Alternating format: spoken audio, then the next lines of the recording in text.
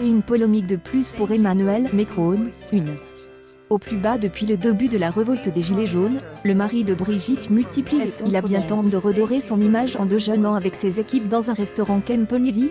Force est de constater que le chef de l'État a bien du mal à renouer avec le peuple. Terre dans le silence, il ne s'est adressé qu'une seule fois aux Français depuis le début de la crise sociale, le 10 décembre derrière son pupitre. Il avait alors été moqué par de nombreux internautes sur les réseaux sociaux. Coincé à l'Élysée depuis plusieurs semaines, notamment pour des raisons de sécurité. Emmanuel Macron s'était offert sa première sortie à l'étranger le 22 décembre pendant que Brigitte s'attelait à créer la polémique aux marches de Noël des Tuileries. Le président, qui venait de fêter ses 41 ans, était en vol pour le Tchad. Sur place, le successeur de François Hollande avait réveillé avec des soldats franqués de la mission Barkhane. Mais ce n'est pas tellement ça qui a retenu l'attention. Car ce qui a surtout mis le feu aux poudres, c'est que 3 semaines auparavant, Alexandre Benalla avait lui aussi fait le déplacement jusqu'à ce pays d'Afrique centrale. Alexandre Benalla s'énerve contre des personnes au plus haut sommet de l'État. Mais sa présence au Tchad, entourée par une demi-douzaine de personnes selon le premier article les face à la polémique, l'Élysée a donc rapidement réagi en affirmant qu'il n'était pas un émissaire officiel ou officieux de la présidence de la République.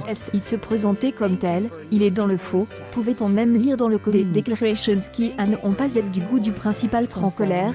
L'ancien charge de sécurité de 27 ans n'aurait pas osé à menacer Emmanuel Macron. Info l'opinion française. Benalla se fâche contre je ne me tairai plus, dit-il en se prenant à certaines personnes de l'entourage du président de la République dont le seul objectif est de devenir.